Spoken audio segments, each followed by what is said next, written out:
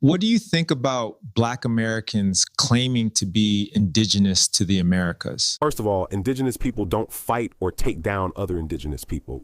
Real indigenous people are recognized as indigenous worldwide.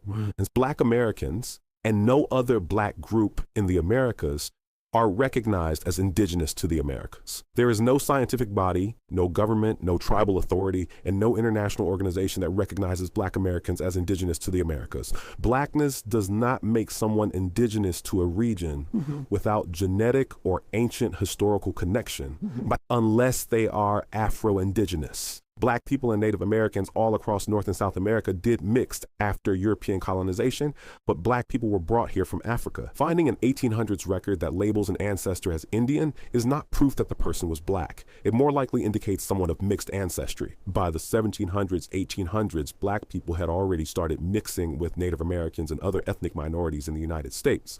Yes, that's true. You cannot say the same about Papuans or Australian Aboriginal peoples, whose lineages diverged long before recorded history. Yes, there are Black-skinned indigenous peoples across the planet. No one denies that. Papuans are indigenous to Papua New Guinea. The Andaman Islanders are indigenous to their islands. Fijians are indigenous. Melanesian and Negrito peoples are dark-skinned indigenous peoples native to their regions. That is not up for debate. But none of these groups share genetics with modern Black Americans or Africans. Geography alone does not define indigeneity. These Black peoples have specific genetic traits, ancient oral traditions. They do not maintain living genetic, linguistic, or cultural continuity with Africa because they have been isolated for tens of thousands of years. Although superficially might look African to an outsider, when we look at Black Americans and other Black populations across the Americas, we see the opposite pattern. Black Americans and Afro-descendant populations throughout the Americas share recent genetic markers that trace back to West Africa, particularly L haplogroups. These markers are widespread and consistent across the diaspora, from the United States to the Caribbean to South America. This is not an insult, it is historical reality. Genetics is the elephant in the room people want to avoid. Black Americans and Afro-descendant communities across the Americas are closely related to one another because they descend from the same forced migration. A forced migration that came from Africa less than 500 years ago as slaves and other formed recent migrations. Culture tells the same story.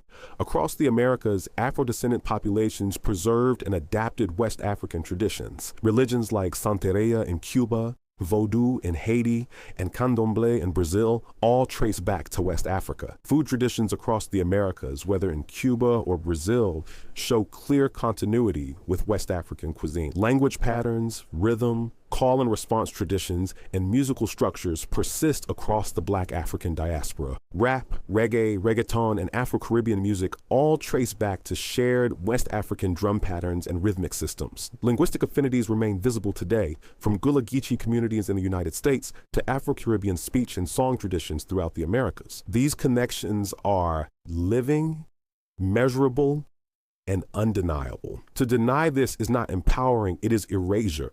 It erases African history, African survival, and African resilience. It also erases Native American and real indigenous communities who had fought colonizers since they landed here. What I reject firmly and unapologetically is the theft of indigenous identity.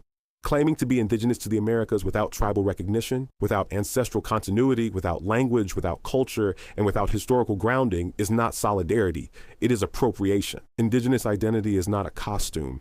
It is not a political shield. It is not something you adopt because you are marginalized.